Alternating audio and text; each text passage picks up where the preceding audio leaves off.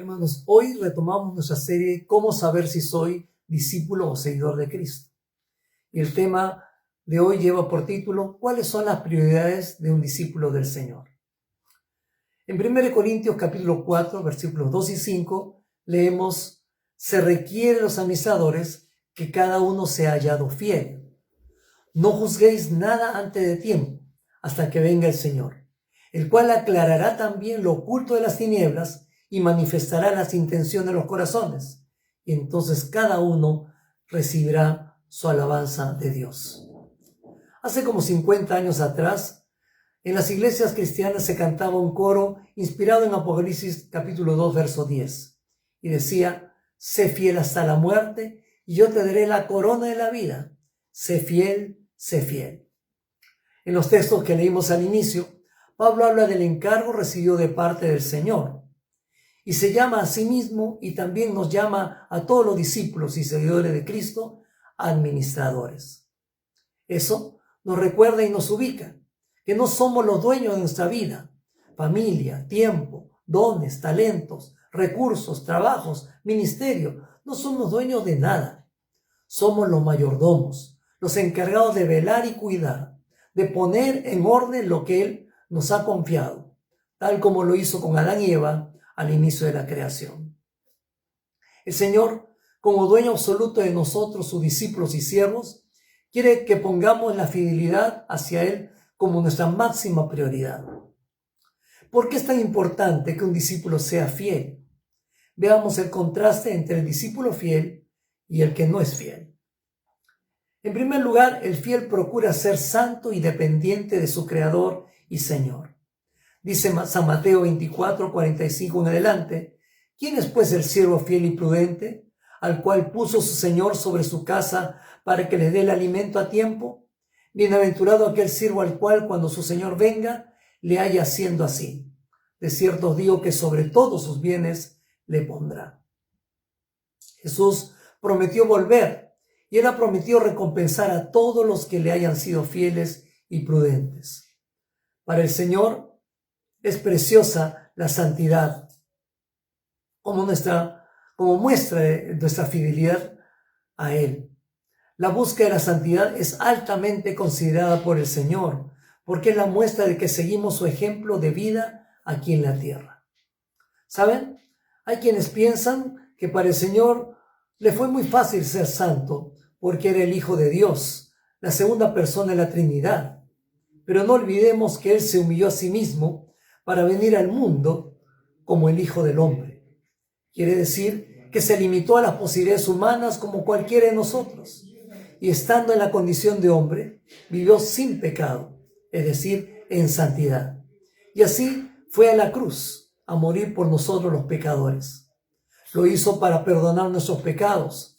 Lo hizo para hacernos hijos de Dios y para poder restaurar en nosotros la santidad con que fuimos originalmente creados. Esa es la obra que Él se ha propuesto hacer en nosotros desde que nos convertimos y hasta que Él vuelva por segunda vez. Pablo dice en Filipenses 1:6, el que comenzó en ustedes la buena obra, la perfeccionará hasta el día de Jesucristo. No es que el Señor nos demande que seamos perfectos, pero sí que le dejemos hacer de nosotros hijos santos de Dios. Que procuremos la santidad, es decir, vivir apartados del mal y consagrados a Él. El Señor rogó al Padre por sus discípulos y en esa oración nos incluyó a todos nosotros. Él dijo: no ruego que los quites del mundo, sino que los guardes del mal. Juan 17, versículo 15. En cambio, el discípulo infiel es el que busca su independencia. Los otros versículos de Mateo 24 dicen: vendrá el Señor de aquel siervo en día que éste no espera y a la hora que no sabe, y lo castigará duramente y pondrá su parte con los hipócritas. Allí será el llanto y el crujir de dientes. El discípulo infiel es aquel que ha aceptado a Cristo como Salvador, sí, pero no lo sigue como su Señor. El discípulo infiel busca hacer lo que le conviene o lo que le parece bien y sigue el mismo camino equivocado de Adán y Eva, es decir, hacer lo que no conviene. Esta actitud es como correr al borde de un precipicio o deslizarse por un gran tobogán. Tarde o temprano uno caerá o terminará abajo y no arriba. Sabemos que la salvación es por gracia, por medio de la fe, y no por obras, según Efesios 2, 8 y 9. Pero no olvidemos las palabras del autor a los Hebreos, en el capítulo 12, versículo 14. Sin la santidad nadie verá al Señor. En segundo lugar, el discípulo fiel es el que ama, el que opta por obedecer. Jesús dijo, si me amáis, guardad mis mandamientos. Juan capítulo 14, versículo 15. Así lo entendió Moisés cuando el Señor le dio los 10 mandamientos. Recordemos que Israel se había formado en Egipto, en medio de dioses paganos a quienes había que obedecer a la fuerza, servir y presentar ofrendas y sacrificios para no caer bajo su furia y ser castigados. Pero ahora, obedecer los mandamientos de Dios era la muestra de su consagración al único y verdadero Dios, quien nos había salvado de la esclavitud para ser libres y tener una herencia especial. Dios espera nuestro amor, pero un amor de obediencia, como respuesta al perdón y la salvación eterna que nos ha dado en Cristo. Obedecer a Dios es la prueba de nuestro amor y devoción por Él. Y si observamos bien, no hay ningún mandamiento ni disposición alguna que el Señor nos haya dado que no sea para nuestro propio bien, tanto aquí en este mundo como también con repercusiones y recompensas en la eternidad. En cambio, el discípulo infiel es falto de amor, es rebelde. Dios nos ha dejado en su palabra todo lo necesario para saber lo que es bueno y lo que es malo. Incluso nos ha dado el discernimiento para escoger entre lo bueno y lo mejor. Pero la infidelidad viene de la mano con la desobediencia. Tal como dijimos en la meditación de la noche de clamor del miércoles último, al que sabe hacer lo bueno y no lo hace, le es pecado. O también es pecado saber lo que se debe hacer y luego no hacerlo. Santiago 4, versículo 17. Cuando Santiago escribió su carta, exhortó a acompañar a nuestra fe la obediencia a Dios. Dijo en el capítulo 1, verso 22, pero sed hacedores de la palabra y no tan solo oidores, engañándoos a vosotros mismos. Y en el capítulo 2, verso 17, dijo, así también la fe, si no tiene obras, es muerta en sí misma. En tercer lugar, el discípulo fiel es servicial, quiere ser útil. Dice Mateo 25, 19, en la parábola de los talentos, después de mucho tiempo vino el Señor de aquellos siervos y arregló cuentas con ellos.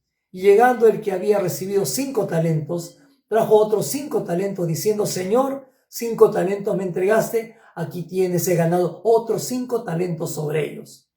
Y su Señor le dijo, bien buen siervo y fiel, sobre poco has sido fiel, sobre mucho te pondré, entra en el gozo de tu Señor. Señal de la fidelidad de un discípulo es su servicio al Señor. No es posible amar al Señor y no querer servirle. Si Él es nuestro Señor, servirle será no un trabajo forzado, sino un tremendo privilegio. No es importante ser visibles o no, sino mantenerse fiel al Señor utilizando los dones y talentos que nos ha dado, aprovechando cada ocasión que se presenta para ser útil al Señor y útil a los demás. Un ejemplo que puedo darles es un creyente, cuando recién empieza la vida cristiana, busca cómo ser útil, cómo poder servir en algo provechoso dentro o fuera de la iglesia. Muchos llaman a esto el primer amor, y es verdad.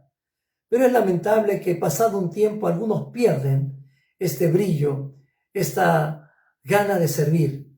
Por eso todos nosotros debemos siempre decirle, Señor, ayúdame a conservar mi primer amor. El infiel, en cambio, es egoísta y piensa en sí mismo. Dice la palabra, pero llegando también el que había recibido un talento, dijo, Señor, te conocía que eres hombre duro, que ciegas donde no sembraste y recoges donde no esparciste, por lo cual tuve miedo, y fui y escondí tu talento en la tierra. Aquí tienes lo que es tuyo. Respondiendo su Señor le dijo, siervo malo y negligente. El que es infiel piensa en sí mismo y no aprecia la confianza depositada en él para servir al Señor y servir también a su prójimo. Se preocupa en ser visto y reconocido. Su motivación es egoísta. Juzga a los demás e incluso juzga al Señor mismo. Dice para adentro: ¿por qué tengo que esforzarme si no estoy recibiendo lo que esperaba o creo que me merezco? Y respecto a su prójimo, dice: ¿qué han hecho otros por mí para tener que hacer yo algo por ellos? En cuarto lugar, el discípulo fiel es y se muestra agradecido. La gratitud es una señal de fidelidad. Y el fiel discípulo reconoce lo que el Señor da y ha hecho por él y por el ser humano en general. El fiel discípulo dice, como el salmista: cuando veo tus cielos, obra de tus dedos, la luna y las estrellas que tú formaste, digo, ¿qué es el hombre para que tengas de él memoria y el hijo del hombre para que lo visites? Salmo 8, versículos 3 y 4. David, autor de este salmo y muchos otros, siendo pastor de ovejas y luego el gran rey de Israel, no dejaba de mostrarse agradecido por las pruebas del amor de Dios en su vida. Su protección, su provisión, su fidelidad, su misericordia, su perdón, etc. fueron el tema de su salmo de gratitud y exaltación al nombre de Dios. Adorar y alabar con cánticos y oraciones al Señor son actitudes o expresiones de gratitud, de reconocimiento de quién es Él y qué ha hecho Él por nosotros. Dar testimonio de las cosas que el Señor ha hecho a nuestro favor es otra forma de ser agradecidos. Dice el Salmo 103, bendice alma mía al Señor y bendiga todo mi ser su santo nombre. Bendice alma mía al Señor y no olvides ninguno de sus beneficios. También el ofrendar con desprendimiento expresa una fiel adoración de gratitud a Dios. Ofrendas o diezmos no son tributos, no son impuestos de ley. Recuerden ustedes la historia del joven rico. Él no quiso seguir al Señor porque su corazón, su prioridad estaba puesta en las riquezas y no estaba listo a renunciar a ellas por seguir a nuestro Señor. Dios es el dueño absoluto de todo. Por lo tanto, nuestras ofrendas no son para enriquecerlo. El pueblo de Israel tuvo el privilegio de ofrendar para levantar y mantener el tabernáculo en el desierto y darle así culto a Dios. Nosotros, los creyentes de hoy, tenemos el privilegio de ofrendar para que el reino de Dios se extienda en toda la tierra por medio de la predicación del Evangelio de Jesús. Como si fuera poco, tenemos también el privilegio de ser las manos de Cristo, que podemos seguir en su nombre dando de comer al pobre y auxiliar al enfermo, al necesitado, a través de nuestras ofrendas de amor y también nuestro servicio. En cambio, el discípulo infiel es ingrato y mezquino. El infiel nunca es agradecido, porque al pensar en sí mismo como la prioridad, no siente ni tiene ganas de mostrarse agradecido ni con Dios ni con nadie. Cristo no ve con buenos ojos la ingratitud ni la mezquindad, mucho menos en sus discípulos. Si uno no puede ser fiel en lo poco que hay que invertir para el reino de Dios aquí en este mundo, ¿qué confianza podrá tener el Señor en nosotros para confiarnos grandes asuntos allá en los cielos? Querer almacenar riquezas en la tierra, donde la polilla y el orín corrompen, según Mateo 6:19, no es la voluntad de Dios agradable y perfecta para sus discípulos. En último lugar, el fiel discípulo es transparente. Jesús dijo: soy el camino y la verdad y la vida. Los verdaderos discípulos de Cristo aman la verdad y viven la verdad. Uno de los grandes desafíos del discípulo de Cristo es ser el mismo en público como también en privado. Nuestra misión es ser sal y luz en todo tiempo y en todas partes. En la iglesia, el hogar, el trabajo, la calle, el colegio, el instituto, la universidad, entre los amigos, en la cola del banco, el supermercado, en el bus, en todo sitio. En cambio, el discípulo infiel es falso y tiene doble vida. No hay nada que dañe tanto al evangelio como la doble vida de los mismos creyentes. Muchos rechazan a Cristo no porque no puedan entender el mensaje, sino por el mal testimonio de algunos que se llaman discípulos de Cristo y no son transparentes. Lamentablemente, hay quienes muestran una cara dentro de la iglesia y tienen otra muy distinta estando fuera. En el mismo pasaje de Mateo 24:51, el Señor advierte que habrá juicio y castigo de Dios para los que son hipócritas. Para concluir, te pregunto y me pregunto, ¿qué tan claro tenemos nuestra prioridad de ser discípulos fieles, discípulos santos y obedientes, serviciales y agradecidos, transparentes ante el Señor y ante los demás? Si quieres, acompáñame en esta oración. Señor, dame la gracia de ser un discípulo fiel. Revísteme de tu santidad. Haz de mí un discípulo obediente a tus principios y mandamientos. Un discípulo servicial a ti y a mi prójimo, que pueda mostrarte adoración y gratitud como mi ofrenda de alabanza, y que viva una vida transparente que muestre a Cristo en todo tiempo y en todo lugar. Amén, Señor. Que Dios les bendiga, hermanos.